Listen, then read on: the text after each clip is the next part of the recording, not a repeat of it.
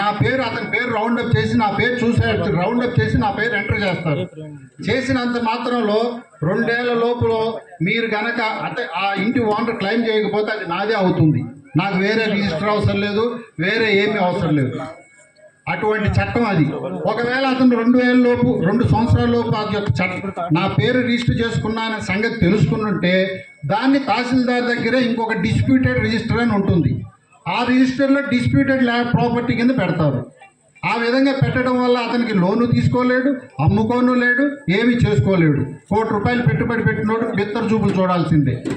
దాని పరిష్కార మార్గం ఎక్కడికంటే జాయింట్ కలెక్టర్ అంటే ఎవడు అధికారం ఎవడు రూలింగ్లో ఉంటే వాడు మాటినేవాడే. కాబట్టి దీనికి జ్యురిడిక్షన్ అన్నదే లేదు, కోర్టుకి వెళ్ళడానికి కూడా లేదు.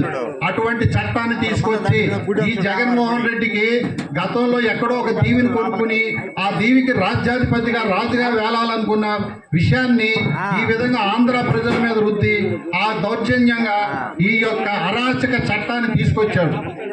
కాబట్టి దాన్ని మీరు ఎవరైనా వైసీపీకి ఓటు వేయాలి అని అనుకున్న వాళ్ళందరూ దీన్ని బాగా ఆలోచించి అటువంటి రాక్షసుడికి, అటువంటి మూర్ఖుడికి,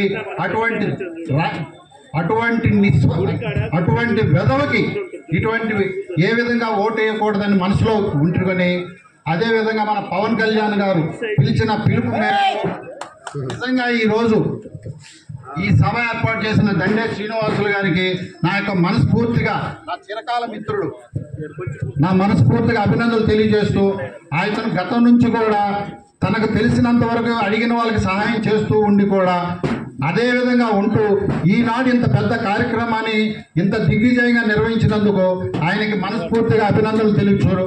మన ఇక్కడికి వచ్చినటువంటి జన సైనికులందరికీ ఒకటే చెప్తున్నాను, పవన్ కళ్యాణ్ గారు ఈనాడు తను ఎంత నిస్వార్థంగా, నిజాయితీగా, ఏ విధమైన ఆశ పెట్టుకోకుండా, అధికారమే ఇది పదవి కాకుండా ఎందుకు ఈ విధమైన నిర్ణయం తీసుకున్నాడో బాగా ఆలోచించండి.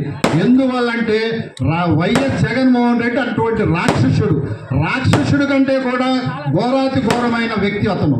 అటువంటి వ్యక్తిని అధికారంలోకి రానివ్వకుండా చేయాలనే ఒకే ఒక్క సదుద్దేశంతో ఆయన తీసుకున్న నిర్ణయం. కాబట్టి ఆయన నిర్ణయానికి మనందరం కట్టుబడి మనస్ఫూర్తిగా, మనసులో ఏదైనా అరమరికలు లేకుండా మన ఉమ్మడి కూటమి అభ్యర్థిని అత్యధిక మెజారిటీతో గెలిపించాల్సిందిగా ఈ సభాముఖంగా కోరుకుంటూ ఈ యొక్క అవకాశం ఇచ్చిన అందరికీ నా యొక్క ధన్యవాదాలు తెలుపుకుంటూ